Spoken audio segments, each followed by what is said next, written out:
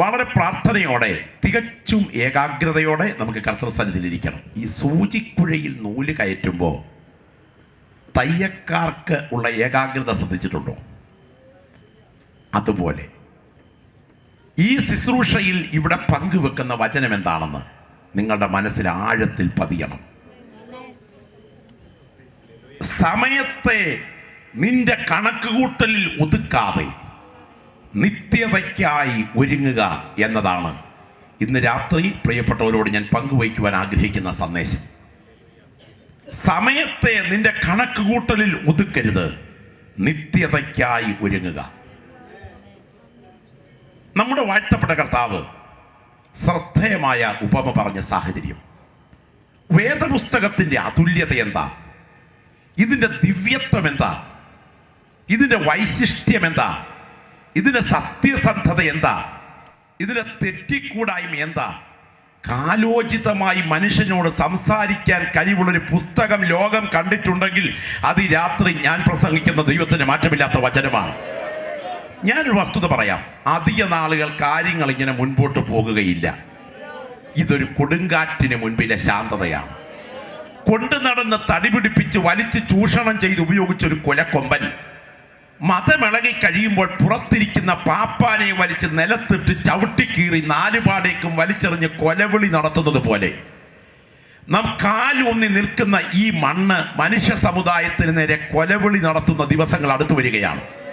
എന്നാൽ പ്രത്യാശ നിറഞ്ഞ ദൈവമക്കൾ വിളിച്ചു പറയുന്നു, ഇത് സംഭവിച്ച് തുടങ്ങുമ്പോൾ നമ്മുടെ വീണ്ടെടുപ്പ് അടുത്തു വരുന്നത് കൊണ്ട് നിവർന്ന തലകളെ ഉയർത്തുക. ഈ തലമുറയിൽ നമ്മുടെ കർത്താവ് മടങ്ങി വരും. ഇന്ന് രാത്രി ഇവിടെ ഇരിക്കുന്ന ദൈവമക്കളുടെ കണ്ണുകൾ ഉയർത്തി നോക്കുക. യുഗം അതിൻ്റെ സന്ധിയിലേക്ക് അടുക്കുകയാണ്. കാലം അതിൻ്റെ അവസാന ദിവസങ്ങളിലേക്ക് വരികയാണ്.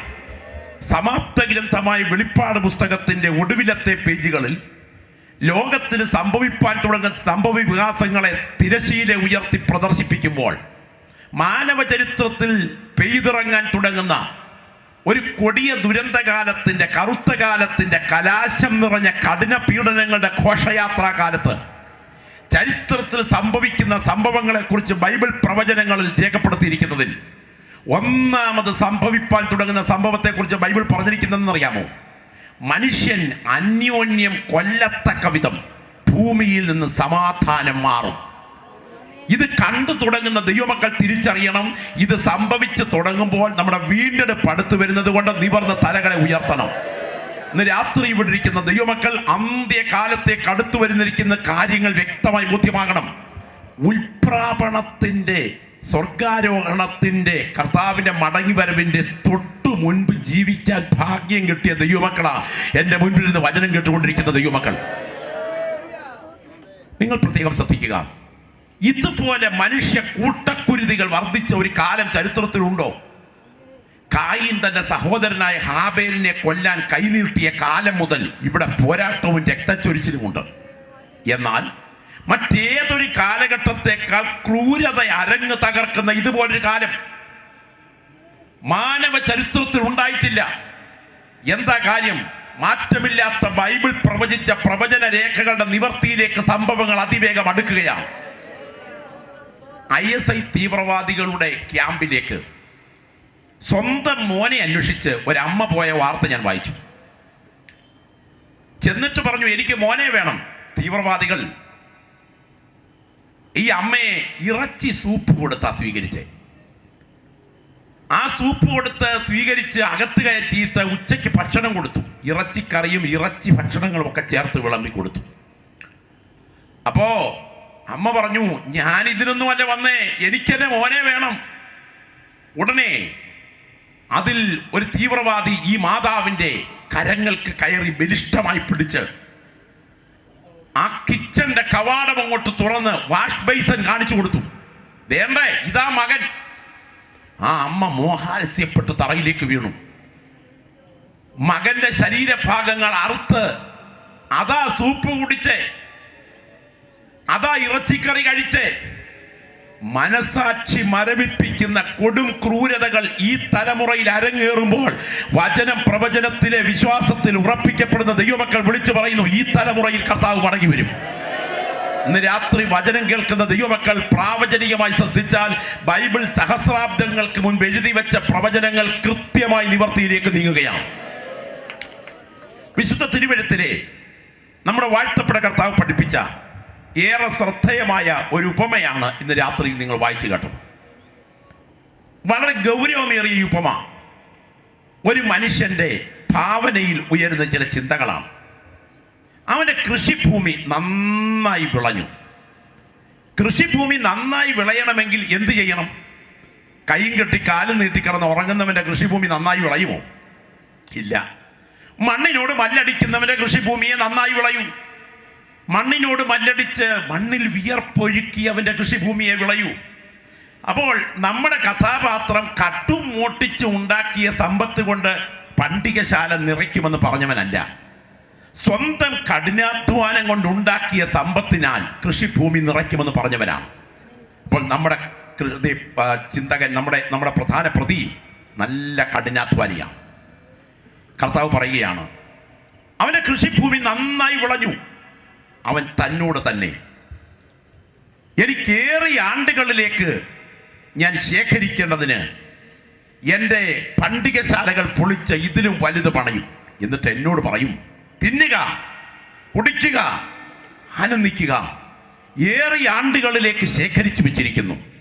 അന്ന് രാത്രി അവൻ്റെ തലയ്ക്ക് പിൻപിൽ ഒരു ശബ്ദം മുഴങ്ങി, മൂഢ, മൂഢ, ഈ രാത്രിയിൽ നിന്റെ പ്രാണനെ നിന്നോട് ചോദിക്കും, പിന്നെ നീ ഒരുക്കി വെച്ചതാർക്കാകും? ശരിക്കും പറഞ്ഞാൽ ഇവൻ മൂഢനാണോ? യഥാർത്ഥത്തിൽ ഇവൻ മൂഢനാണോ? ഒരു മനുഷ്യന്റെ ഏതിൻ്റെ വെളിച്ചത്തിലാണ് അവൻ ധന്യനാകുന്നത്? ഒരുവൻ ധനാഢ്യനാകാൻ അവന് ഏത് ബാലൻസാ വേണ്ടേ? മനുഷ്യൻ ഇന്ന് ആളുകൾക്ക് വില കൊടുക്കുന്നത് അവൻ്റെ ബാങ്ക് ബാലൻസിന്റെ വെളിച്ചത്തിലാണ്, അവൻ്റെ ആസ്തിയുടെ വെളിച്ചത്തിലാണ്. ആസ്തി ഇല്ലാത്തവൻ ശൂന്യനാണ് ഇവിടെ. അങ്ങനെയാണെങ്കിൽ കർത്താവ് ഇവിടെ മൂഢ എന്ന് വിളിക്കുമ്പോൾ ഇവൻ സാധാരണക്കാരനല്ല, അവൻ കഠിനാധ്വാനിയാണ്.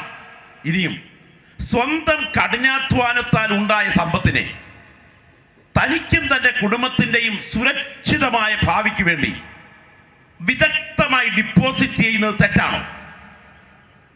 ശ്രദ്ധിക്കണേ. സ്വന്തം കഠിനാധ്വാനത്താൽ വിയർപ്പിറക്കി ഉണ്ടാക്കിയ സമ്പത്ത് സ്വന്തം കുടുംബത്തിന്റെ ഭാവിക്ക് വേണ്ടി വിദഗ്ധമായി ഡിപ്പോസിറ്റ് ചെയ്ത് പ്ലാൻ ചെയ്യുന്നവൻ പോഷനാണോ? നമ്മുടെ കാഴ്ചപ്പാടിൽ ഇവൻ പോഷനല്ല. സാമ്പത്തികം എങ്ങനെ വിദഗ്ധമായി കൈകാര്യം ചെയ്യാം എന്ന വിഷയത്തെക്കുറിച്ച് ഒരു ക്ലാസ് എടുക്കാൻ ഇവനെ വിളിച്ചാൽ പറ്റിയ അധ്യാപകനായി ഇദ്ദേഹം.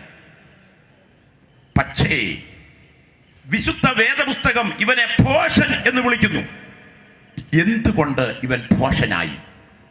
ഇവിടെ അതാണ് പ്രസക്തമായി ചിന്തിക്കേണ്ടത്. എന്തുകൊണ്ട് ഇവൻ മൂഢനായി? പറയാം. ഇവൻ കാര്യങ്ങൾ വിദഗ്ധമായി പ്ലാൻ ചെയ്യുകയാണ്. പക്ഷേ കല്ലറയ്ക്കിപ്പുറത്തുള്ളതെല്ലാം എങ്ങനെ വെട്ടിപ്പിടിക്കാം എന്നാണ് അവൻ പ്ലാൻ ചെയ്തത്. കല്ലറയ്ക്കപ്പുറം അവൻ വിട്ടുകളഞ്ഞു. ആരാ പോഷനെന്നറിയാമോ? കല്ലറയ്ക്കിപ്പുറത്ത് ജീവിച്ചിരിക്കുമ്പോൾ കല്ലറയ്ക്കപ്പുറത്തെ കുറിച്ച് ചിന്തിക്കാതെ കല്ലറയ്ക്കിപ്പുറം ഡിസൈൻ ചെയ്യുന്നവനാണ് പോഷൻ. ആരാണ് ധന്യനെന്ന് ഞാൻ പറയാം. കല്ലറയ്ക്കിപ്പുറത്ത് ജീവിച്ചിരിക്കുമ്പോൾ കല്ലറയ്ക്കപ്പുറത്ത് നടക്കാൻ തുടങ്ങുന്ന കാര്യങ്ങളെ ഈ ഭൂമിയിൽ വെച്ച് പ്ലാൻ ചെയ്യാൻ കണ്ണ് തുറന്നിട്ടുള്ള ദൈവപൈതൽ ഉണ്ടെങ്കിൽ അവനാണ് ധന്യൻ. കരമൊന്ന് ഉയർത്തി കർത്താവിന് സ്തോത്രം ചെയ്യാൻ കഴിയുമോ? ഇവൻ ഭാവിയെ വിദഗ്ധമായി പ്ലാൻ ചെയ്യുകയാണ്. പഞ്ചതന്ത്ര കഥയിലെ സ്വഭാവകൃഷ്ണന്റെ കഥ കേട്ടിട്ടുണ്ടോ? മലയാളികൾക്ക് ഏറെ പരിചിതമാണ് പഞ്ചതന്ത്ര കഥയിലെ സ്വഭാവകൃഷ്ണന്റെ കഥ. സ്വഭാവകൃഷ്ണൻ ഒരു ദരിദ്ര ബ്രാഹ്മണനാണ്. ഉടുതുണിക്ക് മറുതുണിയില്ലാത്ത ഇദ്ദേഹം ഒരു ശ്രാദ്ധത്തിന് പോയി. ഒരു കുടം മലർപ്പൊടി കിട്ടി. അതുമായി പുള്ളി ഇങ്ങനെ വനത്തിൽ കൂടെ ക്ഷീണിച്ച് തളർന്ന് നടന്ന് വരുമ്പോൾ ഒരു അരയാലിൻ്റെ കൊമ്പിൽ ഈ മലർപ്പൊടിക്കുടം കെട്ടിത്തൂക്കിയിട്ടിട്ട് അതിൻ്റെ തൊട്ട് കീഴിൽ കിടന്ന് ഇദ്ദേഹം ശാന്തമായി വിശ്രമിക്കുക. തൻ്റെ കൺമുൻപിൽ നെഞ്ചിൻകൂടിൻ്റെ മുകളിൽ ഈ മലർപ്പൊടിക്കുടം തൂങ്ങിക്കിടക്കുകയാണ്. ഇദ്ദേഹം ഇതിനെ ചുറ്റിപ്പറ്റി ചിന്തകൾക്ക് ചിറക് വെച്ചുയർത്തി താൻ ചിന്തിച്ചു, ഞാൻ ഈ മറപ്പൊടി കുടം വിറ്റാൽ ഒരു പെണ്ണാടിനെ വാങ്ങിച്ചാൽ താമസിക്കാതെ പെണ്ണാട് ഇരട്ട പെറും പെറ്റാൽ ആട്ടിൻ പറ്റങ്ങൾ തന്നെ ഈ ഉള്ളവനങ്ങ് സ്വന്തമായാൽ ആട്ടിൻ പറ്റങ്ങൾ സ്വന്തമായി കഴിഞ്ഞ് ഞാൻ ഒരു പശുവിനെ വാങ്ങിച്ചാൽ ആ പശുവും പ്രസവിക്കും, അതോടുകൂടെ പശു കൂട്ടങ്ങൾ ഈ ഉള്ളവനാകും. പിന്നെ നാട്ടിലെ ഇരുത്തം വന്ന ധനാഢ്യനായ ഒരു ബ്രാഹ്മണനായി ഞാൻ മാറുമ്പോൾ ഇന്നടത്തെ ധനാഢ്യനായ ബ്രാഹ്മണന്റെ ഏക മോളെ എനിക്ക് കല്യാണാലോചനയുമായിട്ട് വരും. ഞങ്ങളുടെ വേളി അങ്ങ് ഭംഗിയായിട്ട് നടക്കും. പുള്ളി മലർപ്പൊടിക്കൂടത്തെ ചുറ്റിപ്പറ്റി ചിന്തയ്ക്ക് ഇങ്ങനെ ചിറക് വെക്കുക. എന്നിട്ട് ഞങ്ങൾക്കൊരു കുഞ്ഞ് ജനിക്കും. ആ ഓമന കുട്ടൻ വീടിന്റെ മുൻപിൽ കൂടെ ഓടിച്ചാടി നടക്കുമ്പം എൻ്റെ ഭാര്യയുടെ അശ്രദ്ധ കൊണ്ട് കൊച്ചൊന്ന് കാല് തെറ്റി വീഴും. ഞാൻ കയ്യിൽ കിട്ടിയ ഒരു വടിയുമായി അങ്ങോട്ട് ചെന്ന് കൊച്ചിനെ നോക്കാഞ്ഞത് കൊണ്ട് ഭാര്യയ്ക്കിട്ടൊന്ന് കൊടുക്കും എന്ന് പറഞ്ഞ് കൈ നീട്ടി ഒരു ഒറ്റയടി കിട്ടിയത് മലർപ്പൊടിക്കൂടത്തിനിട്ടായിരുന്നു. പൊട്ടിത്തെറിച്ച് വായിലും മൂക്കിലും എല്ലാം കൂടെ ചെതറി ഇളിപ്യനായിട്ട് എഴുന്നേറ്റതുപോലെ ഈ പുള്ളി പ്ലാൻ ചെയ്യുകയാണ്. ഇന്ന് രാത്രി ഓർക്ക്, അകത്തോട്ടെടുക്കുന്ന ശ്വാസം പുറത്തോട്ട് വിടാൻ പ്രാപ്തിയില്ലാത്ത നീ എവിടെ വരെ പ്ലാൻ ചെയ്യും? ഇന്ന് രാത്രി ഇവിടുന്ന് നിത്യതയെ കാണാൻ കണ്ണു തുറന്നാൽ അതാ ധന്യത. ചിലരുടെയൊക്കെ ഇരിപ്പ് കണ്ടാൽ അടുത്ത കാലത്ത് ഇവിടെ നിന്ന് പോവുകയാണെന്നുള്ള മട്ടില്ല ഇരിപ്പ്. ദൈവത്തിന് സ്തോത്രം. ഞാൻ ചോദിക്കട്ടെ, 335 ഗ്രാം തൂക്കമുള്ള മുഷ്ടിയുടെ വലിപ്പമുള്ള ഹാർട്ട് എന്ന ഒരു കൊച്ചു പമ്പൈ ഇടനെഞ്ചിൽ ഇത് ഇടവിടാതിരിക്കുന്നത് കൊണ്ടല്ലേ ഇവിടുന്ന് സ്തോത്രം പറഞ്ഞുകൊണ്ടിരിക്കുന്നത്? സ്തോത്രം. ഈ പമ്പിന്റെ പ്ലാനർ ആരാന്ന് ചിന്തിച്ചിട്ടുണ്ടോ? ഒരിടിപ്പിൽ 2.5 ഔൺസ് രക്തം. കേട്ടോ, യോഗത്തിനകത്തിരുന്ന് ആർക്കെങ്കിലും ഉറക്കം വരുന്നുണ്ടെങ്കിൽ ഉറങ്ങിക്കൊണ്ടിരിക്കുമ്പോൾ ഇവൻ ഇടനെഞ്ചിൽ ജീവന്റെ നിലനിൽപ്പിന് വേണ്ടി പണി നടത്തിക്കൊണ്ടിരിക്കുക. ഒരിടിപ്പിൽ 2.5 ഔൺസ് രക്തം. 1 മിനിറ്റിൽ 72 തവണ മാംസസഞ്ചി ഇടിക്കുമ്പോൾ ഓരോ ഇടിപ്പിലും 2.5 ഔൺസ് രക്തം രക്തധമനികളിലേക്ക് തള്ളിക്കയറുകയാണ്. തലച്ചോറ് മുതൽ കാൽപാദം വരെയുള്ള മുഴുവൻ നേർവുകളെയും ഒരുപോലെ വലിച്ചങ്ങ് നീട്ടിവെച്ചാൽ ഈ ഭൂമിയെ 39,000 മൈൽ ചുറ്റളവും 40,000 മൈൽ ക്രോസറവുമുള്ള ചുക്കിച്ചുളുങ്ങിയ നാരിങ്ങത്തോട് പോലെയുള്ള പച്ചപ്പട്ട് വിരിച്ച ഈ ഭൂമിയെ 2 ആവർത്തി ചുറ്റാനുള്ള നീളമുള്ള സാധനങ്ങൾ ഇതിനകത്ത് തമ്പുരാൻ ചുരുട്ടി വെച്ചിട്ടുണ്ട്.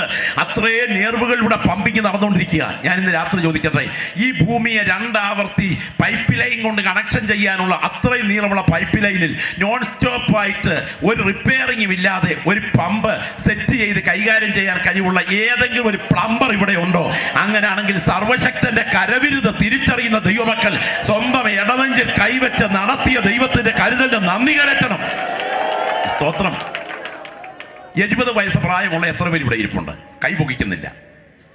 വീട്ടിൽ ചെന്ന് കാൽക്കുലേറ്റ് ചെയ്ത് നോക്കിക്കോ. 72 പ്രാവശ്യം 1 മിനിറ്റിൽ ഇടിക്കുന്നെങ്കിൽ 70 വയസ്സ് പൂർത്തിയാകുന്നതോടെ 250 കോടി വട്ടം ഇടിച്ചിരിക്കും. 250 വട്ടമല്ല, 250 ലക്ഷമല്ല, 250 കോടി. ഒരു വേള ഇടയ്ക്കൊന്ന് പണി മുടക്കിയിരുന്നെങ്കിൽ എന്തായിരുന്നേനെ ഗതി? മൂക്കി പഞ്ഞി വെച്ചടുത്ത മോർച്ചറിയിലിരുന്നേനെ.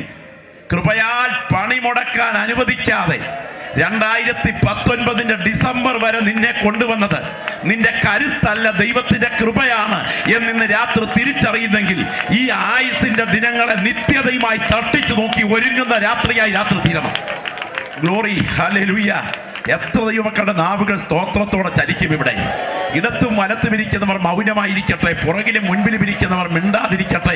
എന്നാൽ ഈ രാത്രി ജീവൻ നിലനിർത്തിയ ദൈവത്തിന്റെ കരുതൽ തിരിച്ചറിയുന്ന ദൈവമക്കൾ അറിയാതെ കർത്താവിനെ ആത്മാവിൽ ആരാധിക്കണം. ഒരു മേഘം പോലെ മൂടുന്ന ദൈവത്തിന്റെ തേജസ്സിന്റെ രാത്രി യോഗത്തിനും ഇത് നിജവിരിച്ച് നിൽക്കുന്ന രാത്രിയാണ്. ആത്മനിയോഗം അനുഭവിച്ചറിയുന്ന ദൈവമക്കളെ, ഇന്ന് രാത്രി മറ്റൊന്നിനും സ്തോത്രം ചെയ്തില്ലെങ്കിലും നിന്റെ സ്വന്തം കൈകൊണ്ട് നിന്റെ സ്വന്തം തലമുടി ചീകി ഇന്ന് രാത്രി യോഗത്തിന് വരാൻ 2019 ജനുവരി മുതൽ ഡിസംബർ വരെ കൃപ പകർന്ന ദൈവത്തിന്റെ കരുതൽ തിരിച്ചറിയുന്ന നീ ആ ഇടം വലം നോക്കാതെ ആരാധിക്കുന്ന രാത്രിയാകണം. നന്ദിന്ന് നാവ് തുറന്ന് പറയണം. എന്തിന്? ഇവൻ ഭാവിയെ കാൽക്കുലേറ്റ് ചെയ്യുകയാണ്. എത്ര നേരം ഭാവിയെ കാൽക്കുലേറ്റ് ചെയ്യാൻ എനിക്കും നിങ്ങൾക്കും പറ്റും? എത്ര നാൾ പറ്റും ഭാവിയെ കാൽക്കുലേറ്റ് ചെയ്യാൻ? ഏറ്റവും വലിയ ജ്ഞാനം ഏതെന്നറിയാമോ? ചന്ദ്രബിംബത്തിൽ കാലുകുത്തി കാറോടിക്കുന്നതല്ല ഏറ്റവും വലിയ ജ്ഞാനം. MBBS-നും മറ്റ് ഡിഗ്രികളും വെട്ടിപ്പിടിക്കുന്നതല്ല ഏറ്റവും വലിയ ജ്ഞാനം. 90-ാം സങ്കീർത്തനം പറയുന്നു, ജ്ഞാനമുള്ള ഒരു ഹൃദയം പ്രാപിപ്പാൻ തക്കവണ്ണം ഞങ്ങളുടെ നാളുകളെ എണ്ണാൻ ഞങ്ങളെ ഉപദേശിക്കണമേ. എൻ്റെ കൂടപ്പുറപ്പെ ഒന്നും നേടിയില്ലെങ്കിലും ഇന്ന് രാത്രി ഇരിക്കുന്ന ഇരിപ്പിൽ നിന്ന് എഴുന്നേൽക്കുന്നതിന് മുൻപ് ആയുസിനെ ഒന്ന് എണ്ണാൻ നിന്റെ കണ്ണൊന്ന് തുറന്നാൽ നീ ധന്യനായി സ്വർഗം സന്തോഷിക്കും. ഈ രാത്രിയിൽ ആത്മനിയോഗത്തോടെ പറയുന്നു, നാളെ എണ്ണാൻ ആത്മപരിശോധന ചെയ്യും. ഒരാൾ ചോദിച്ചു, ഭൂമിയിലെ ജീവികളുടെ ഇടയിൽ വെച്ച് ഏറ്റവും ബലിഷ്ഠമായ പാദമുദ്രയുള്ള ജീവി ഏതാണ്? ഭൂമിയിലെ ജീവികളിൽ വെച്ച് ഏറ്റവും ബലിഷ്ഠമായ പാദമുദ്രയുള്ള ജീവി ഏതാണ്? ആന. ഇനി അദ്ദേഹം തന്നെ മറ്റൊരു ചോദ്യം ചിന്തകൻ ചോദിച്ചു, ഭൂമിയിലെ ധ്യാനങ്ങളിൽ വെച്ച് ഏറ്റവും ബലിഷ്ഠമായ ധ്യാന വിഷയം ഏതാണ്? സ്വന്തം മരണത്തിൻ്റെ ധ്യാനം. ഇന്ന് രാത്രി ഇവിടെ നിന്ന് വചനം കേൾക്കുന്ന ദൈവമക്കൾ ഓർക്കണം, സ്വന്തം മരണത്തിൻ്റെ ധ്യാനം കൺമുൻപിലുണ്ടെങ്കിൽ ജീവിതത്തിൽ അഹങ്കാരം ഒത്തിരി കുറയും. എത്രയുണ്ട് ഈ നാട്ടിൽ വിസിറ്റിംഗ് വിസയിൽ റിട്ടേൺ ടിക്കറ്റുമായി വന്ന യാത്രക്കാരനാ സുഹൃത്തെ നീ. കുവൈറ്റിലോ സൗദിയിലോ ഷാർജയിലോ ദുബൈയിലോ എവിടെയുമാകട്ടെ, വിസിറ്റിംഗ് വിസയിൽ റിട്ടേൺ ടിക്കറ്റുമായി ചെന്നാൽ നീ എമിഗ്രേഷൻ കൗണ്ടർ കഴിഞ്ഞ് പുറത്തിറങ്ങുമ്പോഴേ അതിന്റെ പേജിനകത്ത് തിരിച്ചു കയറുന്ന ഡേറ്റ് കാണും. രാത്രി പറഞ്ഞ അമ്മയുടെ ഗർഭപാത്രം എന്ന എമിഗ്രേഷൻ കൗണ്ടർ കഴിഞ്ഞ് പുറത്തു വന്നപ്പോഴേ തമ്പുരാൻ നിനക്ക് തിരിച്ചു കയറാൻ്റെ ഡേറ്റും കുത്തിവിട്ടിട്ടുണ്ട്. അത് കാണാൻ കണ്ണ് തുറക്കാത്തത് കൊണ്ടാ ഇന്ന് രാത്രിയിൽ ഗൗരവമില്ലാതിരിക്കുന്നത്. എന്നാൽ ഇവിടെ നൂറ്റാണ്ടുകൾ നിൽക്കുന്ന കരിവേലകമല്ല നീ, നിമിഷം കൊണ്ട് വാടി വീഴുന്ന പുൽത്തണ്ടിലെ പുഷ്പക്കൊടിയാണെന്ന് തിരിച്ചറിയാൻ ഭാഗ്യം ലഭിച്ചിട്ടുണ്ടെങ്കിൽ ആയുസിന്റെ ക്ഷണികത ഓർത്ത് ഈ രാത്രി കണ്ണു തുറക്കും. സ്തോത്രം, സ്തോത്രം, സ്തോത്രം. എത്ര നാളുണ്ട് ഇവിടെ? ഏറെയായാൽ 70 അല്ലെങ്കിൽ 80. അതിനുശേഷം ഇരിക്കുന്നവർക്കും കഷ്ടം, നോക്കുന്നവർക്ക് അതിനേക്കാട്ടി കഷ്ടം അല്ലേ? ഇതിനപ്പുറത്ത് എന്തുണ്ട് ഇവിടെ? നിങ്ങൾക്കറിയാമോ, ലോകത്തെ നിയന്ത്രിച്ച കരുത്തുറ്റ ബുദ്ധിരാക്ഷസന്മാരെ പലരെടുക്കൂ. സ്റ്റാലിൻ അറിയുമോ? സ്റ്റാലിൻ, റഷ്യയെ ഭരിച്ച സ്റ്റാലിൻ, അദ്ദേഹം കരുത്തനായിരുന്നു. അദ്ദേഹത്തിന്റെ ജീവിതത്തെക്കുറിച്ച് ഒരു വാക്കെടുത്ത് പറഞ്ഞാൽ, സ്വന്തം ജീവിതത്തിൽ മരണം താമസിപ്പിക്കാൻ ആവോളം പരിശ്രമിച്ചയാളാണ് സ്റ്റാലിൻ. 7ലധികം പേരുൾക്കൊള്ളുന്ന ഡോക്ടർ സംഘത്തെ സ്ഥിരമായി തന്നോടൊപ്പം കൊണ്ടു നടന്നു. സാധുക്കളായ നിരവധി പ്രിയപ്പെട്ടവരെ കൊന്ന് അവരുടെ ആന്തരിക അവയവങ്ങളിൽ പരിശോധന നടത്തി സ്റ്റാലിൻ ആയുസ് വർദ്ധിപ്പിക്കാൻ നിരീക്ഷണ പരീക്ഷണങ്ങൾ നടത്തി. രക്തഗ്രൂപ്പ് മുതൽ വ്യായാമം മുതൽ കഴിക്കുന്ന ഭക്ഷണം മുതൽ പലതും പ്ലാൻ ചെയ്തു. ഡോക്ടേഴ്സ് സംഘം സ്റ്റാലിനോട് പറഞ്ഞു, സ്റ്റാലിൻ, നിങ്ങൾക്ക് 100 വയസ്സ് വരെ ഉറപ്പ്. എന്നാൽ 73 കഴിഞ്ഞപ്പോൾ സ്റ്റാലിൻ സകല കണക്കുകൂട്ടലുകളും തെറ്റിച്ച് ഈ മണ്ണിനോട് ഇവിടെ പറഞ്ഞു. മെഡിക്കൽ സയൻസ് കൂടെ ഉണ്ടെങ്കിലും, വൈദ്യശാസ്ത്ര വിശാരദന്മാർ അടുത്തുണ്ടെങ്കിലും, ഓപ്പറേഷൻ വിദഗ്ധന്മാർ തൊട്ടടുത്തുണ്ടെങ്കിലും, ദൈവം അനുവദിക്കുന്ന സമയം കഴിഞ്ഞാൽ ഒറ്റ ദിവസം ഈ മണ്ണിൽ നിൽക്കാൻ കഴിയത്തില്ലെന്ന് കാണാൻ കണ്ണ് തുറന്നിട്ടുണ്ടെങ്കിൽ ജീവിതത്തിന്റെ ക്ഷണികതയെ ഓർത്ത് ഇന്ന് രാത്രി ആത്മാർത്ഥമായി പരിശോധിക്കും. എത്ര നാളുണ്ട്? 70 സംവത്സരം, അല്ലെങ്കിൽ കൂടി വന്നാൽ 80 സംവത്സരം. 80 കൊല്ലവും കൂടെ ഒരുമിച്ചിരുന്നാലോ ഒരു 29,200 ദിവസം കിട്ടും കേട്ടോ. പിള്ളത്തൊട്ടിൽ മുതൽ ശവപ്പെട്ടി വരെ ഇവിടെ കിട്ടും 29,200 ദിവസം. ഒരു ദിവസം എത്ര മണിക്കൂർ ഉറങ്ങും? എത്ര മണിക്കൂർ ഉറങ്ങും? 10 എത്ര മണിക്കൂർ ഉറങ്ങും? പലരും എൻ്റെ കണ്ണി നോക്കുക. 8 മണിക്കൂർ ഉറക്കത്തിനും വിശ്രമത്തിനും മാറ്റിവേ. 29,200 ദിവസം 8 മണിക്കൂർ വീതം ഉറക്കത്തിനും വിശ്രമത്തിനും കിട്ടിയാൽ 9,000 ചില്ലുവാനും ദിവസം പോട്ടെ, 10,000 ദിവസം അങ്ങനെ അങ്ങ് പോയി.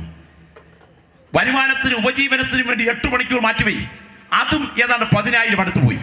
29,200 ദിവസം മാത്രമുള്ള ജീവിതത്തിൽ ബാക്കി 9,000 ചില്ലുവാനും ദിവസമേ സ്വന്തം ആവശ്യത്തിനനുസരിച്ച് ഉപയോഗിക്കാൻ കിട്ടത്തുള്ളെങ്കിൽ എത്രയുണ്ട് ഈ ആയുസ്? ചിലരുടെയൊക്കെ ഇരിപ്പ് കണ്ടിട്ട് നൂറ്റാണ്ടുകൾ നിൽക്കുന്ന കരിവേലകമാണ്. ഏതൻ പർദീസ ഉണ്ടായിട്ട് ഒറ്റയാഴ്ചയായിട്ടുള്ളൂ, സഹസ്രാബ്ദം ഇനിയും കിടക്കാൻ പോവുകയാണെന്നുള്ള മട്ടില്ല. എത്ര നാളുണ്ട്? ഒരിക്കൽ വല്യപ്പച്ചൻ കൊച്ചുമോടെ കയ്യിൽ നിന്ന് വെള്ളം വാങ്ങിച്ച് കുടിച്ചങ്ങ് കരഞ്ഞു. എന്താ അപ്പച്ച കരയെന്ന് ചോദിച്ചപ്പോൾ അപ്പച്ചൻ പറഞ്ഞു, മോളെ എടി, നിന്റെ വല്യമ്മ എനിക്ക് വെള്ളം തന്നു, അവള് പോയി, അതെൻ്റെ മോളായിരുന്നു. അതിനുശേഷം അവിടെ മോളെനിക്ക് വെള്ളം തന്ന അവളും പോയി. ഇപ്പം നീ എനിക്ക് വെള്ളം തരിക ഒച്ചേ, നിന്റെ കാലം കൂടെ കഴിഞ്ഞാൽ ഈ ഉള്ളവൻ ആരാ വെള്ളം തരുന്ന നോർത്ത് ഈ അപ്പച്ചനങ്ങ് വല്ലാതെ കരഞ്ഞതാ കേട്ടോ. അടുത്ത കാലത്തെങ്ങും ഇവിടെ നിന്നും പോവുകയാണെന്നുള്ള മട്ട. എത്ര നാളുണ്ട്? ചിന്തകൻ പറയുന്നു, ഈ ലോകമെല്ലാം ഒരു നാടകം തൻ, മാലോകരെല്ലാം ഇതിലെ നടന്മാർ, ഓരോരോ നാളും നടനം നടത്തും, ഏഴംഗമുണ്ടീ നരനാടകത്തിൽ എന്ന് പറഞ്ഞാൽ ഈ ലോകം ഒരു നാടകവേദി. ലോകത്തിലുള്ള സകല മനുഷ്യരും അഭിനേതാക്കൾ. 7 അഭിനയ രംഗങ്ങൾ തിമിർത്താടാൻ വേണ്ടി ഇവിടെ തമ്പുരാൻ വിട്ടിരിക്കുക. ചിലരൊക്കെ 1, 2, 3 അഭിനയ രംഗങ്ങൾ കഴിഞ്ഞപ്പോഴേ കളം വിട്ടു. ചിലരൊരു 4-5 അഭിനയ രംഗങ്ങൾ ഇപ്പോൾ നിൽക്കുക. ലക്ഷണം കണ്ടിട്ട് അധികം നാളുകൾ അഭിനയിക്കുന്ന ലക്ഷണമില്ല. കൃപയാൽ ദൈവം നമ്മെ ഡിസംബർ വരെ കൊണ്ടുവന്നത് ഓർത്ത് നമുക്ക് ശബ്ദം ഉയർത്തി കർത്താവിന് സ്തോത്രം ചെയ്യണം. ഞാനൊരു കാര്യം പറയാം, നാണമില്ലാതെ ദൈവത്തിന് സ്തോത്രം ചെയ്താൽ ഊനമില്ലാതെ നിന്നെ അനുഗ്രഹിക്കാൻ കഴിവുള്ള ഒരു കരം ഇതിന്റെ പുറകിലുണ്ട്. 1ാമത്തെ അഭിനയ രംഗം ചിന്തകൻ തുടങ്ങുക. ചോരക്കുടം പോലൊരു കൊച്ചു കുഞ്ഞ് മലമൂത്ര വിസർജാദികൾ അണിഞ്ഞുകൊണ്ട് പഴംതുണി കീറ്റ് ധരിച്ച് പാളയ്ക്കകത്തു രംഗത്ത് വരുന്നിതാദ്യം. 1ാമത്തെ അഭിനയ രംഗം. പണ്ടേ നവജാത ശിശുക്കളെ നെയ് പുരട്ടി പാളയ്ക്കകത്ത് കടത്തിയ ഒരു കാലമുണ്ട്. ഇന്ന് ലേബർ റൂമിൽ നിന്ന് പ്ലാസ്റ്റിക് പൊതിഞ്ഞ് വന്നെന്ന് ഓർത്താൽ മതി. അങ്ങനെ ആദ്യത്തെ അഭിനയ രംഗം കഴിഞ്ഞവരെല്ലാം കരങ്ങളൊന്ന് ഉയർത്തി ശബ്ദമുയർത്തി സ്തോത്രം ചെയ്തേ. 1ാമത്തെ അഭിനയ രംഗം കഴിഞ്ഞു. 2ാമത്തെ രംഗം പന്തും പടവും പമ്പരവും കറക്കി കളിച്ച് ചാടി കളിയോടി ആടി രംഗത്തിതാ വരുന്നൊരു കൊച്ചു പയ്യൻ ഏറ്റവും മുൻപിൽ ഇരിപ്പുണ്ട്. ആ ടൈപ്പ് സ്തോത്രം. പരിസര നിരീക്ഷണം നടത്തി പറയുന്നതിന് ഒരു 35-20 മിനിറ്റ് കൂടുതൽ ശ്രദ്ധിക്കാൻ കഴിയാത്ത വിധത്തിൽ പന്തും പടവും പമ്പരവും കളിച്ച് ചാടി കളിയോടി ആടുന്ന 2ാമത്തെ കൊച്ചു പയ്യന്റെ ലക്ഷണം. 3ാമത്തെ രംഗം മുഖവും മിനുക്കി തലയും മിനുക്കി ബെനിയൻ ബനാറീസ് 703, പണ്ടത്തെ കൂടിയ ബെന്യനാ. ബെനിയൻ ബനാറീസ് 703, ചുണ്ടിൽ സിഗരറ്റ് പുകച്ചുകൊണ്ട് പുറപ്പെടും പമ്പര വിട്ടി. പിന്നെ അതാണ് തൊട്ടാ പൊട്ടുന്ന പ്രായം. വീതുള്ളി, ബുൾഗാൻ, പഴുതാര ഒക്കെ അടിച്ച് കലക്കി ഇങ്ങനെ ഇറങ്ങി വരുന്ന ഒരഭിനയ കാലഘട്ടം. സ്തോത്രം. ചിലരൊക്കെ പറയുന്നു, പാസ്റ്ററെ ഞങ്ങൾ ആ രംഗം പരമാവധി അഭിനയിച്ചുകൊണ്ടിരിക്കുക. ചിലർ പറയുന്നു ആ കാലം കഴിഞ്ഞതിൻ്റെ മനോവേദനയില്ല. ഏതായാലും വേണ്ടില്ല, അടുത്ത രംഗമുണ്ട് കേട്ടോ. പാവാട ജാക്കറ്റ് പട്ടുസാരി കാപ്പും ധരിച്ചൊരു ഭാര്യ മുൻപിൽ, പെങ്കോന്തൻ ഏവൻ പുറകെ വണ്ണം കാൺമാൻ ബൃഹത്താന്ത വിശേഷവേഷം എന്ന് പറഞ്ഞാൽ കല്യാണം കഴിച്ചിറങ്ങി വരുന്ന അടുത്ത അഭിനയ രംഗം. ചിലർ ആ രംഗം തിമിർത്ത് അഭിനയിക്കുക, ചിലർ എലിപ്പെട്ടിയിൽ വീണതുപോലെ ആയിരിക്കുക. എലിക്ക് 3 വേഷമുണ്ടെന്നാ: ആവേശം, പ്രവേശം, പരവേശം. ആവേശം കപ്പ തൂങ്ങി ഈ പെട്ടിക്കകത്ത് കിടക്കുന്നത് കണ്ടു കഴിയുമ്പം 2 വട്ടം ചുറ്റി ഒന്ന് തിരിഞ്ഞ് ഒരൊറ്റ അകത്തോട്ടുള്ള കയറ്റം, അതാണ് ആവേശം. ഇത് കഴിഞ്ഞ് പ്രവേശം കയറി ടപ്പെന്ന് ഈ വാതിലങ്ങ് അടഞ്ഞു കഴിയുമ്പോൾ തീറ്റി കഴിഞ്ഞ് പുള്ളി ഇതിനകത്തൊരു വട്ടം ചുറ്റുണ്ട്, അതാണ് പരവേശം. ഇതുപോലെ കുടുംബജീവിതത്തിനകത്ത് പരവേശം ചുറ്റുന്ന പല ആൾക്കാരുടെയും മോഹം കാണുമ്പോഴേ അറിയാം. ഓർക്കുക, കുടുംബജീവിതത്തിൻ്റെ അന്തരീക്ഷമാണ് അടുത്തത്. കല്യാണമൊക്കെ കഴിഞ്ഞു, പിള്ളേരൊക്കെ ആയി. അപ്പോൾ കുടുംബത്തിൽ ചില പ്രശ്നങ്ങളൊക്കെ വരും. സ്വാഭാവികമായി കുടുംബത്തിൽ പ്രശ്നങ്ങൾ ഉണ്ടാകും. പ്രശ്നത്തെക്കുറിച്ച് കവി പറയുന്നത് ഇങ്ങനെയാണ്: കെട്ടിക്കണം പെണ്ണിനെ ഇങ്ങനെയായാൽ പോരാ, പിടിച്ചാട്ടൊരു ചുട്ടി കേട്ടോ. ഭർത്താവിനോട് ഭാര്യ പറയുക, കല്യാണം കഴിപ്പിക്കാറായി പെൺകൊച്ച് പെര നിറഞ്ഞ് നിൽക്കുമ്പോൾ ക്രമീകരണങ്ങൾ ചെയ്യണം, പെര വെക്കണം, വീട് വെക്കണം, കൊച്ചുങ്ങളെ മാറ്റി താമസിപ്പിക്കണം, സെറ്റിങ്സിന്റെ സമയമാണ്. കെട്ടിക്കണം പെണ്ണിനെ ഇങ്ങനെയായാൽ പോരാ, പിടിച്ചാട്ടൊരു ചുട്ടി കേട്ടോ. ഭർത്താവിന്റെ മറുപടി: പൊടി അവൾ പഠിക്കട്ടെ, നിനക്കെന്തറിയാം. കുടുംബകലഹം ബഹുവിശേഷം. ചിലരുടെയൊക്കെ മോഹം പറയുന്നു, പാസ്റ്ററെ യോഗത്തിന് ഇറങ്ങിയപ്പോഴും ആ കലഹം കഴിഞ്ഞേച്ചാ വന്നത്, ബാക്കി ഇനി അങ്ങോട്ട് ചെന്നിട്ട് സാധിക്കാനുള്ള പരിപാടിയില്ല പോക്ക്. അങ്ങനെ ഉള്ള ഒരു പ്രത്യേക കാലഘട്ടം. സ്തോത്രം കേട്ടോ. അങ്ങനെ പിള്ളേരൊക്കെ ആയി, സെറ്റിൽമെന്റിന്റെ ഒക്കെ സമയം കഴിഞ്ഞു. അപ്പോ കൈകാൽ പുളക്കുന്നു, പുറം കഴയ്ക്കുന്നു. അസ്വസ്ഥത തുടങ്ങി, രോഗമാണ്. കൈകാൽ പുളക്കുന്നു, പുറം കഴയ്ക്കുന്നു, അടുത്ത് തൻ മക്കൾ തിരുമിടുന്നു. കാർപ്പാസ ബീജാതി ബലാസുഗന്ധം, ആയുർവേദ മരുന്ന ബലഷഷ്ടമാംഗം, ആരോഗ്യം കുറയുന്നു. മരപ്പ്, പെരുപ്പ്, തരിപ്പ് ഇടത്ത് വശം ചേർന്നിരിക്കുമ്പോൾ വലത്ത് വശം ചേർന്നിരിക്കണമെന്ന് തോന്നുന്നു. വലത്തുവശം ചേർന്നിരിക്കുമ്പോൾ ഇടത്തുവശം ചേർന്നിരിക്കണമെന്ന് തോന്നും. 2 വശവും അരമണിക്കൂർ കൊണ്ട് കഴിഞ്ഞത് കൊണ്ട് എഴുന്നേറ്റങ്ങ് നിന്നാൽ കൊള്ളാമെന്ന് തോന്നും. പിന്നെ എങ്ങനെയും യോഗം 9 മണി വരെ ആയി കഴിഞ്ഞങ്ങ് പോകാമെന്ന് വെച്ച് കടിച്ചു പിടിച്ചിരിക്കുക. ശരീരത്തിൻ്റെ ബലഹീനത അതിന് സമ്മതിക്കുന്നില്ല. ഇതാണ് ഈ ശരീരത്തിൻ്റെ അസ്വസ്ഥതയുടെ ഘട്ടം. എന്നാൽ ഒടുവിലത്തെ ഒരു ഘട്ടമുണ്ട് കേട്ടോ. വൈദ്യൻ വരുന്നു, വലി വേറിടുന്നു, അയ്യോ വിളിക്കുന്നു വീടടങ്കം, കസ്തൂരി തേടുന്നു, താഴെ കിടത്തുന്നു, ഇസ്തം സമസ്തം, നരനാടകാംഗം തീർന്നു. നേരെ അതേ സെമിറ്ററിയിലേക്ക് കൊണ്ടുപോകുന്നതിന് മുൻപ് മോർച്ചറിയിലേക്ക് എടുക്കുന്നതിന് ശേഷം നടക്കുന്ന സംഭവം പരിമിത മിനിറ്റുകൾ കൊണ്ട് എല്ലാം കഴിയും. എന്നാൽ ഇന്ന് രാത്രി പ്രത്യാശ നിറഞ്ഞ ദൈവമക്കൾ വിളിച്ചു പറയുന്നു, അതുകൊണ്ട് അധ്യായം അവസാനിക്കയില്ല, അതുകൊണ്ട് നിത്യതയുടെ തിരശീല ഉയരുകയേ ഉള്ളൂ. അത് വിശ്വാസ കണ്ണുകളാൽ കാണുന്ന ദൈവമക്കൾ ഇവിടെ സാധാരണക്കാരായിട്ടിരിക്കുകയല്ല. ഈ രാത്രി ദൈവം എൻ്റെ കണ്ണ് തുറന്നതോർത്ത് ഞാൻ ദൈവത്തിന് സ്തോത്രം ചെയ്യുന്നത് പറയാൻ ഈ രാത്രി ആത്മനിയോഗത്തോടെ ഒരുങ്ങുന്ന രാത്രിയാകട്ടെ. Glory, hallelujah. ഇന്ന് രാത്രി ഓർക്ക്, ചത്തുപോകുന്നത് വരെ ഇനിയും ബാക്കി പരമാവധി എത്ര സമയമുണ്ട്?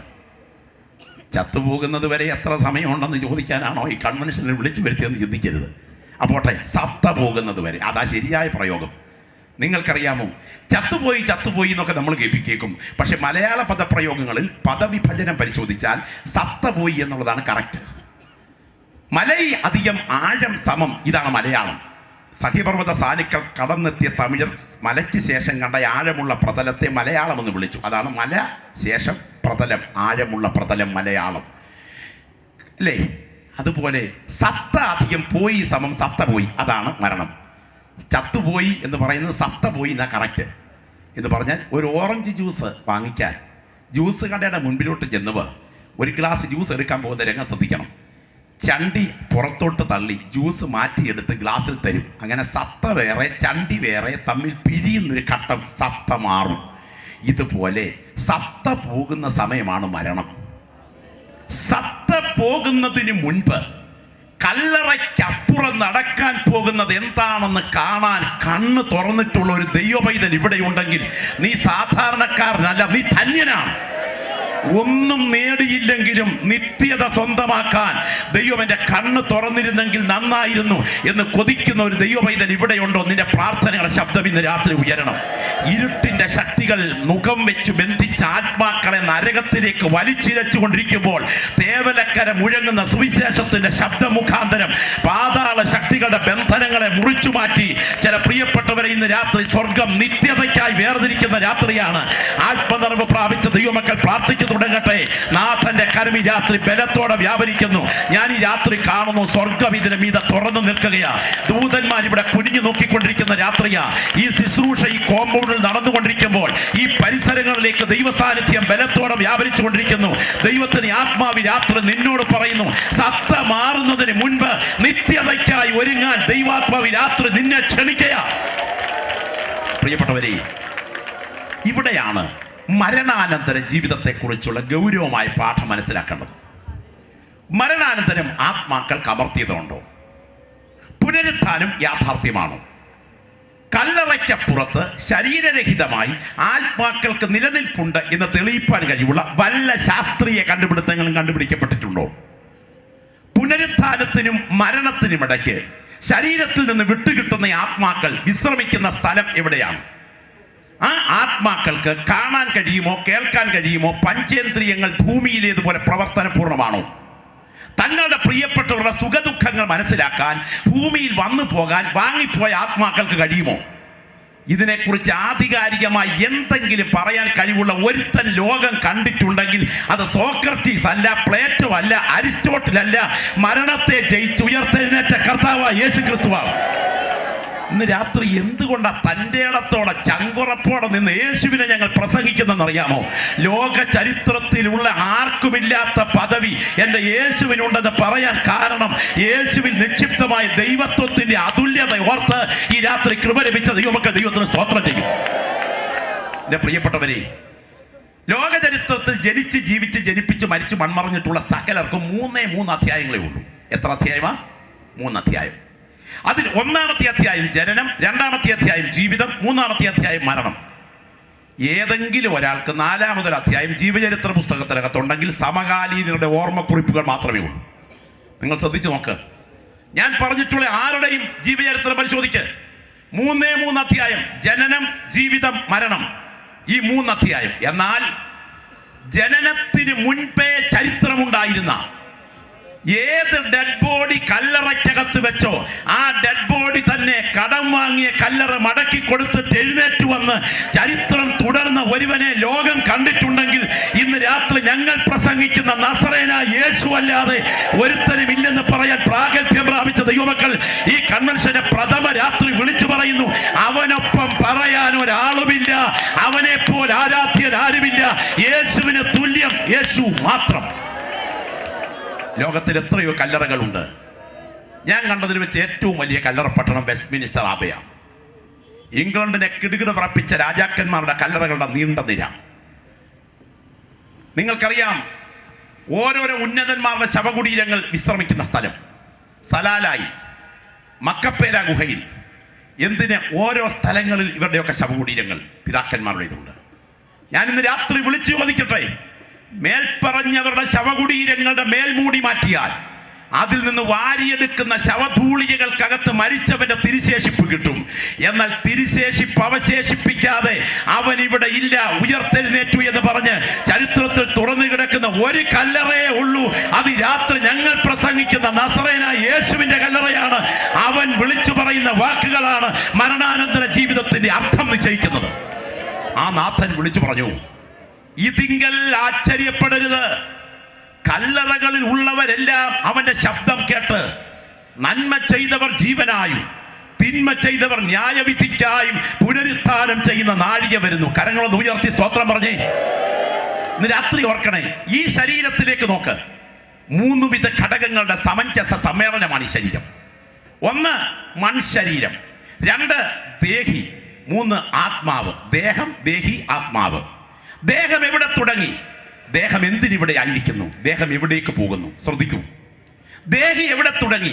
ദേഹി എന്തിനിവിടെ ആയിരിക്കുന്നു? ദേഹി എവിടേക്ക് പോകുന്നു? ആത്മാവ് എവിടെ തുടങ്ങി?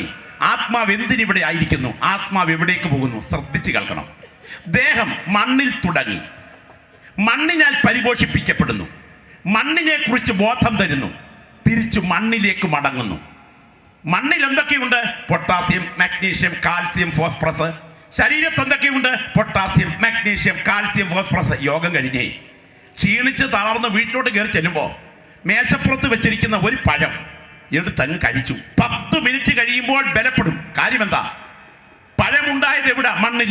പഴത്തിനകത്ത് എന്തൊക്കെയുണ്ട്? Potassium, magnesium, calcium, phosphorus. ശരീരം ഉണ്ടായത് എവിടെ? പഴം വന്നിടത്തുനിന്ന് തന്നെയാ ഇതുണ്ടായത്. അപ്പം ഇവിടെ നിന്നാ ഇതുണ്ടായത്. ഇവിടെ നിന്നുണ്ടായത് കഴിക്കുമ്പോൾ ഇത് ബലപ്പെടാൻ കാരണം ഇതിന്റെ ബാക്കിയായത്, ഇതിന്റെ ബാക്കിയായത്. കേട്ടോ, നൂറ്റാണ്ടുകൾ നിൽക്കുന്ന കരിവേലകളൊന്നുമല്ല. പ്രാർത്ഥിക്കുന്ന നീ ശ്രദ്ധിക്കണം. ഈ മണ്ണിൽ തുടങ്ങിയതാ, ഇത് മണ്ണിനാൽ ബലം പ്രാപിക്കുന്നതാ, ഇത് മണ്ണിനെ കുറിച്ച് ബോധം തരുന്നതാ, ഒരു ദിവസം തിരിച്ച് മണ്ണിലേക്ക് മടങ്ങുന്നതാ.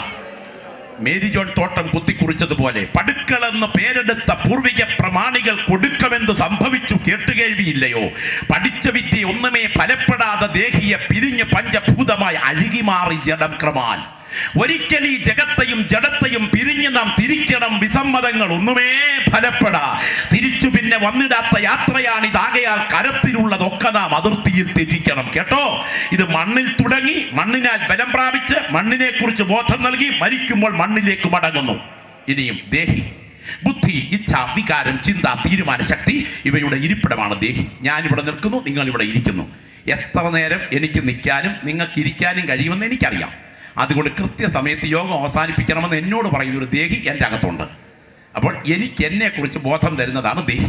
3 ആത്മാവ്. സർവശക്തന്റെ ഉച്ഛ്വാസ ശ്വാസത്താൽ ഉൾപ്രവേശിപ്പിക്കപ്പെട്ട് ദൈവത്തെക്കുറിച്ച് എനിക്ക് ബോധം നൽകി മരിക്കുമ്പോൾ തിരിച്ച് ദൈവത്തിങ്കിലേക്ക് മടങ്ങുന്നതാണ് എന്നിൽ വസിക്കുന്ന ദൈവത്തിന്റെ ആത്മാവ്.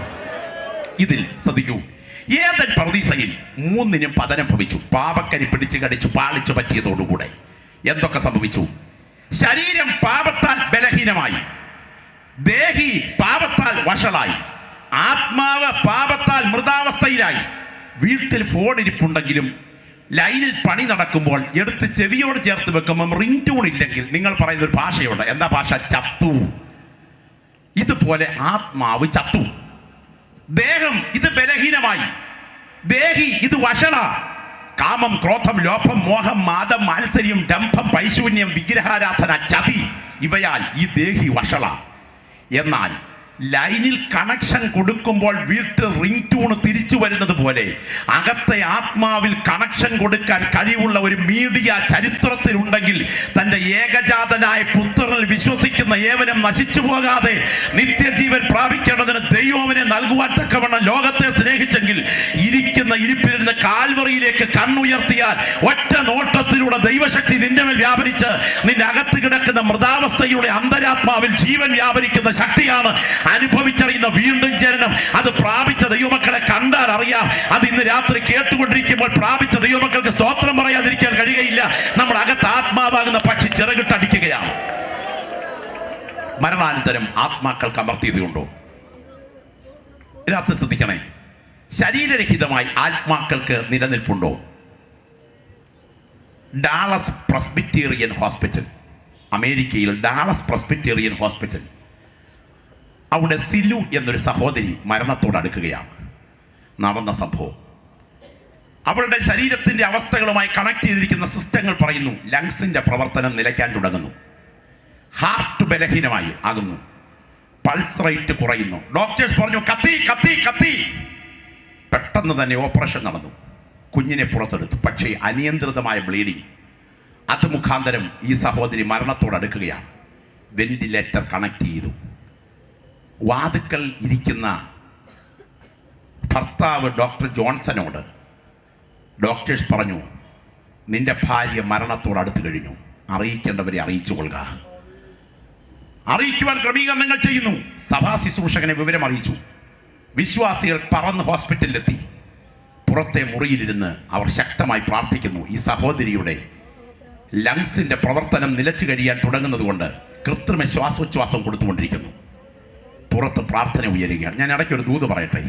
സമയമാകുന്നതിന് മുൻപ് ജീവനെ തട്ടിയെടുക്കാൻ മരണത്തിൻ്റെ തണുത്ത കരങ്ങൾ നിന്റെ മേൽ തലോടിയാൽ, പ്രാർത്ഥിക്കാൻ ചില പ്രിയപ്പെട്ടവരുണ്ടെങ്കിൽ മരണത്തിൻ്റെ ബന്ധനങ്ങളെ അഴിച്ചുമാറ്റി നിന്റെ ജീവനെ മടക്കിയെടുക്കാൻ കഴിവുള്ള നാഥന്റെ കരം ഇന്ന് രാത്രിയും ചലിക്കുന്നുണ്ടെന്ന് തിരിച്ചറിയുന്ന ദൈവമക്കൾ വിളിച്ചു പറയുന്നു മരണത്തിന്മേൽ അധികാരമുള്ള ഒരുവനുണ്ട്.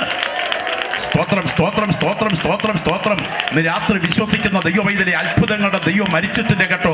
ഇസഹാക്കിന്റെ അന്ധതയുടെ പുറകിൽ ഒരു കരം ചലിച്ചെങ്കിൽ, എസ്തേറിന്റെ അനാഥത്വത്തിന്റെ പുറകിൽ ഒരു കരം ചലിച്ചെങ്കിൽ, രൂത്തിന്റെ കുടുംബ തകർച്ചയുടെ പുറകിൽ ഒരു കരം ചലിച്ചെങ്കിൽ, നവോമിയുടെ കയ്പിന്റെ പുറകിൽ ഒരു കരം ചലിച്ചെങ്കിൽ, ഇന്ന് രാത്രി നീ അനുഭവിക്കുന്ന ശോധനയുടെ പുറകിലും ഒരു കരം ചലിക്കുന്നുണ്ട്. പ്രാർത്ഥിക്കുന്ന നിനക്ക് വേണ്ടി പ്രവർത്തിക്കുവാൻ നീ ആയിരിക്കുന്ന മുറിക്കകത്തേക്ക് ഇറങ്ങി വന്ന് മരണത്തിന്റെ തണുത്ത കരങ്ങളെ തട്ടിമാറ്റി നിന്റെ ജീവനെ മടക്കിയെടുക്കാൻ കഴിവുള്ള ആ കരം ഇന്നും ജീവിക്കുന്നു. എന്തിന്? ആ സഹോദരിക്ക് വേണ്ടി ഈ ദൈവദാസനും സംഘവും പ്രാർത്ഥിച്ചുകൊണ്ടിരുന്നു. രാവിലെ 6 മണി സിലു ജീവനിലേക്ക് മടങ്ങി വന്നു. അവർ പ്രാർത്ഥിച്ച വാചകം ഇങ്ങനെ: കർത്താവേ, ഞങ്ങളുടെ സഹോദരിയുടെ ഡെഡ് ബോഡിയുമായി ഫ്യൂണറൽ ഹോമിലേക്ക് പോകാനിടയാകരുത്. ഞങ്ങളുടെ സഹോദരി കണ്ണ് തുറന്ന് കുഞ്ഞിന് ഉമ്മ കൊടുക്കുന്ന കാഴ്ച കാണാൻ ഞങ്ങളുടെ കണ്ണുകളെ ബലപ്പെടുത്തണം. ഒരിക്കൽ കൂടെ ഞാൻ അടിവരയിട്ട് പറയുന്നു, അത്ഭുതങ്ങളുടെ ദൈവം മരിച്ചിട്ടില്ല. ഈ യോഗത്തിൽ പങ്കെടുക്കുന്ന പ്രിയപ്പെട്ടവർ അനുഭവിച്ചറിഞ്ഞവരാണെങ്കിൽ ജീവന് നേരെ ഉയർത്തുന്ന കണികളെ അഴിച്ചുമാറ്റി നിന്റെ ആയുസ്സിനെ മടക്കിത്തരാൻ കഴിവുള്ള ആ തേജസ്സിന്റെ കരം ഇന്ന് രാത്രിയും ജീവന്റെ പുറകിൽ ചലിക്കുന്നുണ്ട്. ഇനിയും സിസ്റ്റർ സിലുവിന്റെ അനുഭവത്തിൽ അവളുടെ ഭാഷയിൽ ഞാൻ പറയുന്നു. സിസ്റ്റർ സിലു പറയുന്നു, പ്രസവം നടന്നുകൊണ്ടിരിക്കുമ്പോൾ എൻ്റെ പെരുവിരൽ മുതൽ കൊടിയ ശൈത്യം ഞാൻ അനുഭവിച്ചു. തണുപ്പ് മുകളിലോട്ട് ഇരച്ചിരച്ച് കയറി എൻ്റെ നെഞ്ചിൻ്റെ ഭാഗത്തെത്തിയപ്പോഴേക്കും ശരീരത്തിനകത്ത് നിന്ന് തൂവൽ പോലെ ഭാരം കുറഞ്ഞ രൂപം പുറത്തേക്ക് ഇറങ്ങി. ആ രൂപത്തിലേക്ക് ഞാൻ ശ്രദ്ധിച്ചപ്പോൾ എൻ്റെ ശരീരാകാരത്തിന് തത്തുല്യമായ പ്രകൃതി. അപ്പോൾ തന്നെ എൻ്റെ ബോഡി താഴെ ബെഡിൽ കിടക്കുന്നതും ഡോക്ടേഴ്സ് അതിൽ പലതും ചെയ്തുകൊണ്ടിരിക്കുന്നതും മാറി നിന്ന് ഞാൻ കണ്ടു. എന്നോട് കൂടെ ചില ദൈവിക ദൂതന്മാരുടെ സാന്നിധ്യം ഞാൻ തിരിച്ചറിഞ്ഞു. ഞാൻ വേഗം യാത്രയായി ഒരു വിശാല പ്രതലത്തിന് മുൻപിലെത്തി. ഞാൻ നോക്കുമ്പോൾ ഒരു വെള്ളി അതേ കളറുള്ള അഥവാ വെൺമേഘം പോലെ കളറുള്ള ഒരു മാലാഖ ഒരു സ്വർണ്ണ കവാടത്തിന്റെ മുൻപിൽ നിൽക്കുന്നു. ആ മാലാഖ കയറാൻ വേണ്ടി തയ്യാറാക്കി വെച്ചിരിക്കുന്ന ആ വലിയ സ്വർഗീയ ഡോറ് ഇച്ചിരി തുറന്നിട്ടിരിക്കുന്നതിനാൽ ഞാൻ അകത്തേക്ക് നോക്കിയപ്പോൾ കാണുന്ന കാഴ്ച എൻ്റെ കണ്ണുകൾക്ക് വിശ്വസിക്കാൻ കഴിയുന്നില്ല. ബൈബിളിൽ വിശദീകരിച്ചിരിക്കുന്ന ദൈവിക സന്തോഷം നിറഞ്ഞു നിൽക്കുന്ന ഒരു സദസ്സും ആരാധനയും ഞാൻ അകത്ത് കണ്ടു. എന്നെ ആരും തിരിച്ചു വിളിക്കരുതേ എന്ന് പറഞ്ഞുകൊണ്ട് ഞാൻ കവാടത്തിങ്കിലേക്ക് അടുക്കുമ്പോൾ കവാടത്തിൽ നിന്ന് ദൂതൻ എന്നോട് പറഞ്ഞു, ഭൂമിയിലേക്കുള്ള നിന്റെ യാത്രയുടെ സമയമാണ്. നിന്റെ ഭർത്താവും കുഞ്ഞുങ്ങളും ഒരു സഭയും നിനക്ക് വേണ്ടി പ്രാർത്ഥിക്കുന്നു. നിന്റെ സമയം ഇതുവരെ ആയിട്ടില്ല, മടങ്ങിപ്പോകൂ. ശബ്ദം കേൾക്കായി വന്നതും ഞാൻ ഈ ബെഡിൽ കിടക്കുന്ന ബോഡിയിൽ കയറിയത് ഒരുപോലെ ആയിരുന്നു. ഇന്ന് രാത്രി ഇവിടെ നിന്ന് വചനം കേട്ടുകൊണ്ടിരിക്കുന്ന ദൈവമക്കൾ തിരിച്ചറിയണം, നീ 6 അടി മണ്ണിൽ നീറിത്തീരുന്ന മാംസപിണ്ഡമല്ല. നിന്റെ പുറകിൽ അദൃശ്യമായ ഒരു ശക്തി വ്യാപരിക്കുന്നുണ്ട്. എൻ്റെ കൂടെപ്പിറപ്പേ, എൻ്റെ പ്രിയപ്പെട്ട സഹോദരി സഹോദര, നിന്റെ ചങ്കിന് നേരെ ചൂണ്ടിക്കൊണ്ട് ദൈവത്തിന് ആത്മാവി രാത്രി വിളിച്ചു പറയുന്നു, നിന്നെ വിടുവിപ്പാൻ കഴിവുള്ള രക്തത്തിന്റെ ശക്തി ഇവിടെ വ്യാപരിച്ചു കൊണ്ടിരിക്കുന്നു. ആയുസിന്റെ ദിനങ്ങളെ കാൽക്കുലേറ്റ് ചെയ്യുക, നിത്യതയെ വലുതായി കാണുക. ഈ രാത്രി ജീവൻ പ്രാപിച്ച ദൈവമക്കൾ ആത്മാക്കൾക്ക് വേണ്ടി പ്രാർത്ഥിച്ചു തുടങ്ങുന്ന രാത്രിയാകട്ടെ. Glory glory hallelujah. ദൈവത്തിന് മഹത്വം, ദൈവത്തിന് മഹത്വം, ദൈവത്തിന് മഹത്വം. കേട്ടോ, എന്തൊക്കെ വെട്ടിപ്പിടിച്ചാലും തട്ടിപ്പറിച്ചാലും ഒപ്പിച്ചെടുത്താലും പറ്റിച്ചെടുത്താലും കോടികളുടെ ആസ്തി ബാങ്കിൽ ഇടാനുണ്ടെങ്കിലും മരണം പ്രതീക്ഷിക്കാത്ത അതിഥിയെ പോലെ നിന്റെ അടുക്കൽ എത്തിയാൽ നിനക്ക് ബാക്കിയൊന്നും വയ്ക്കാൻ കഴിയുകയില്ല. എന്നാൽ എത്തും പിടിയുമില്ലാത്ത നിത്യത നിനക്ക് ദണ്ഡനമായി മാറാതിരിക്കണമെങ്കിൽ ഇന്ന് രാത്രി യോഗം പിരിഞ്ഞ് വീട്ടിലെത്തുന്നതിന് മുൻപ് ക്രൂശിന്റെ ചുവട്ടിലേക്ക് അടുത്തു വന്നാൽ നിന്നെ ആബാധ ചൂട് കഴുകിയെടുക്കാൻ മാനവ കുലത്തിൽ കഴിയുന്ന ഒരു ശക്തിയുണ്ടെങ്കിൽ ഇന്ന് രാത്രി ഞങ്ങൾ പ്രസംഗിക്കുന്ന യേശുവിന്റെ രക്തത്തിന്റെ ശക്തിയാണ്.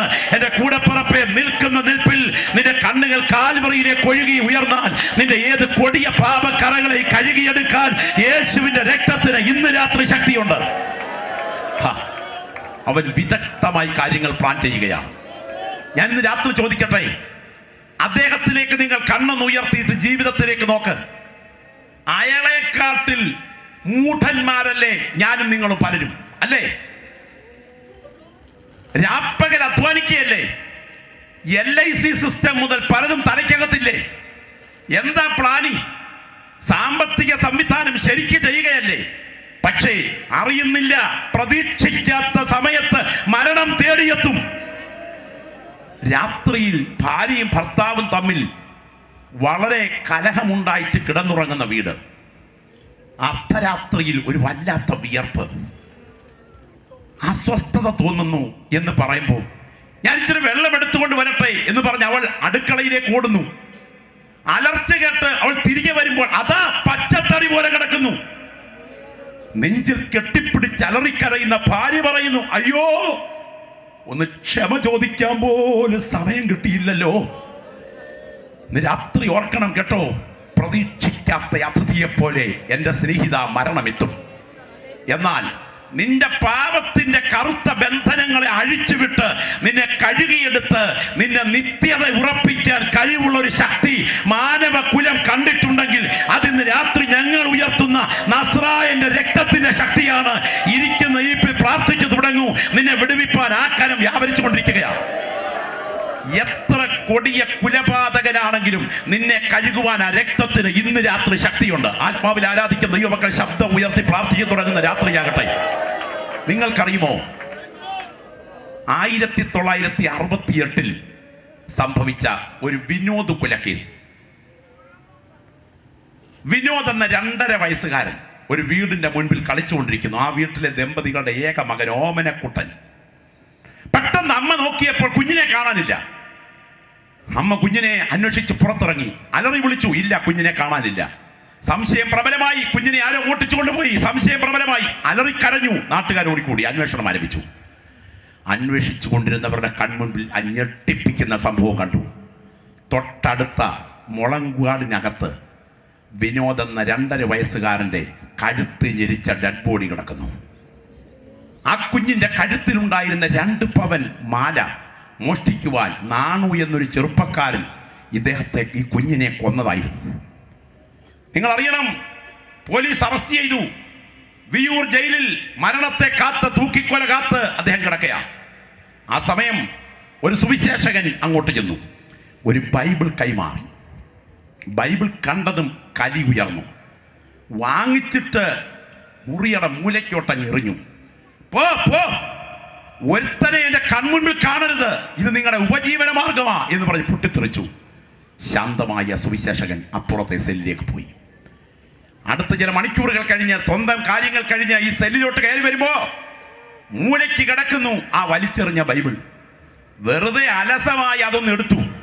തുറന്ന് നോക്കിയപ്പോൾ കണ്ണുടക്കിയ വാക്യം, തൻ്റെ ഏകജാതനായ പുത്രനിൽ വിശ്വസിക്കുന്ന ഏവനും നശിച്ചു പോകാതെ നിത്യജീവൻ പ്രാപിക്കേണ്ടതിന് ദൈവം അവനെ നൽകുവാൻ തക്കവണ്ണം ലോകത്തെ സ്നേഹിച്ചു.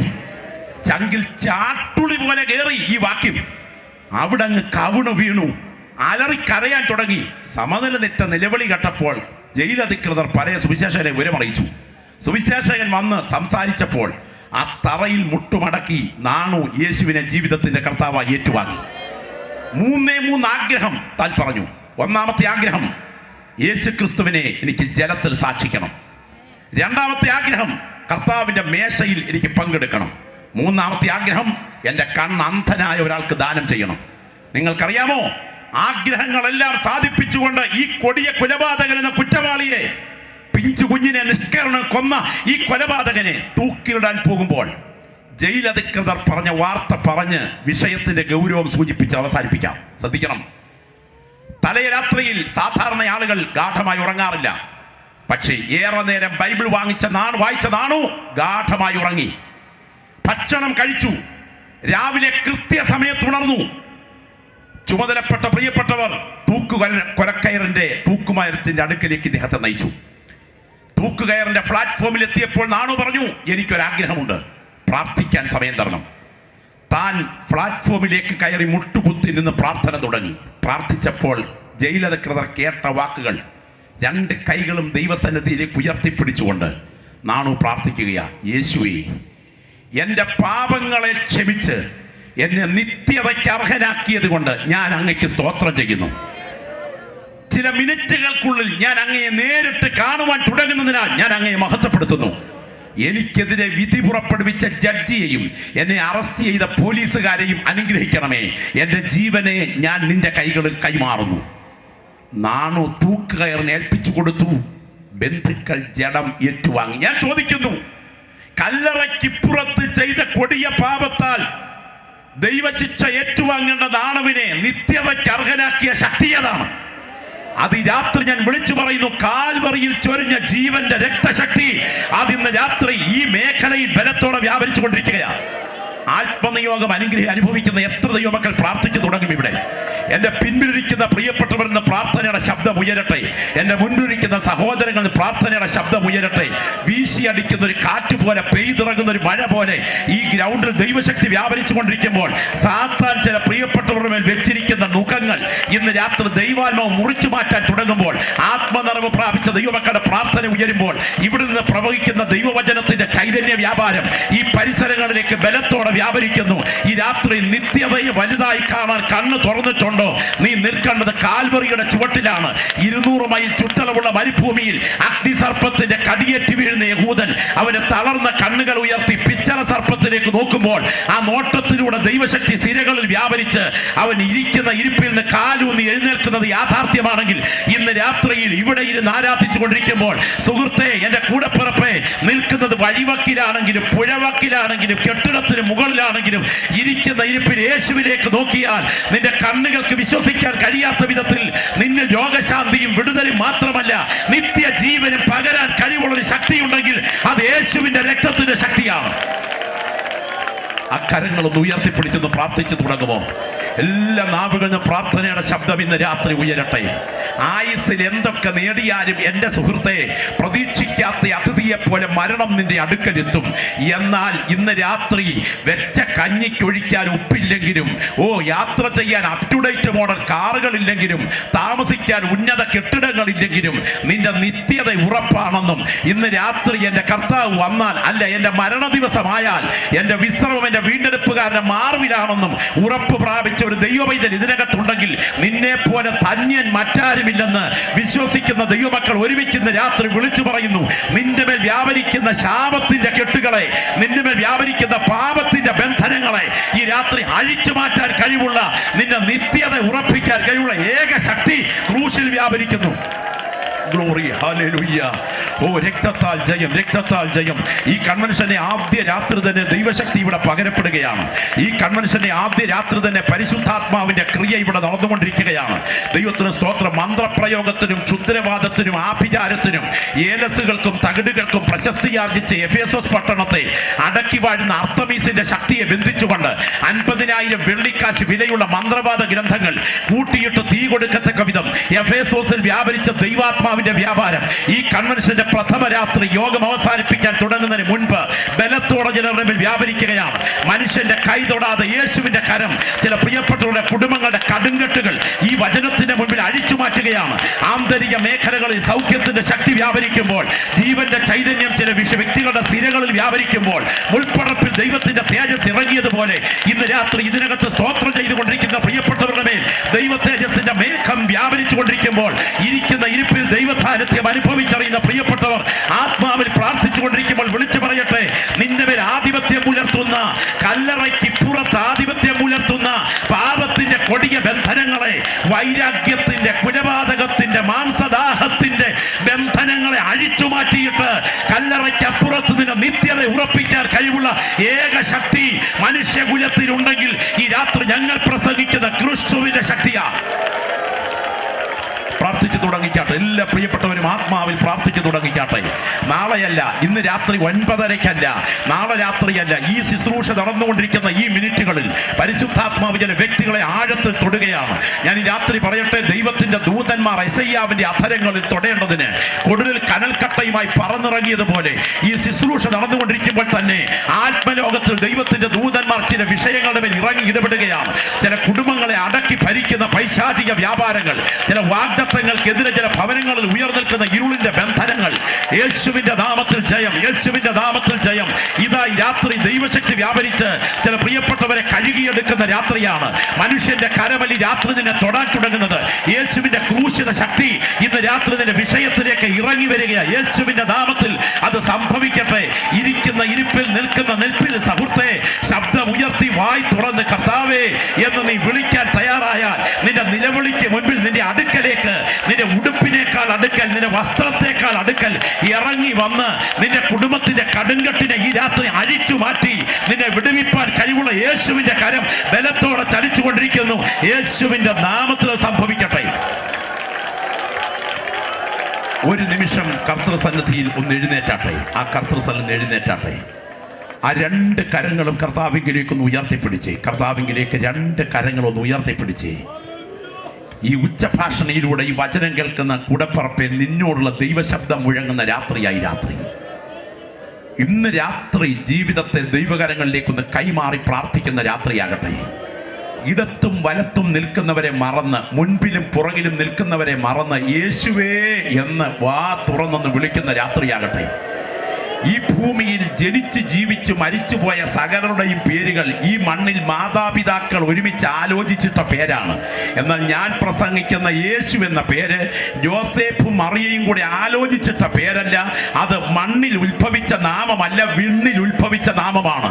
ആ കരങ്ങൾ ഉയർത്തി കർത്തൃസന്നിധിയിൽ നീ പ്രാർത്ഥിച്ചു തുടങ്ങുമ്പോൾ വിഷയത്തെ ഇന്ന് രാത്രി തൊടാൻ യേശുവിന്റെ കരം ബലത്തോടെ ചലിക്കുകയാണ്.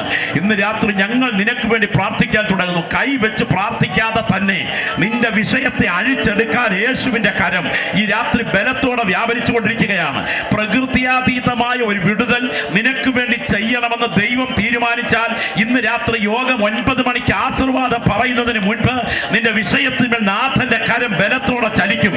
ഒരിക്കൽ കൂടെ ഞാൻ വിളിച്ചു പറയുന്നു, ഒരു പ്രകൃതിയാതീത വിടുതൽ നിന്റെ മേൽ ചെയ്യണമെന്ന് സ്വർഗം ഇന്ന് രാത്രി തീരുമാനിച്ചാൽ ഇന്ന് രാത്രി യോഗം ആശീർവാദം പറയുന്നതിന് മുൻപ് നിനക്ക് വേണ്ടി അത് ചെയ്യാൻ കർത്താവിന് കഴിയും.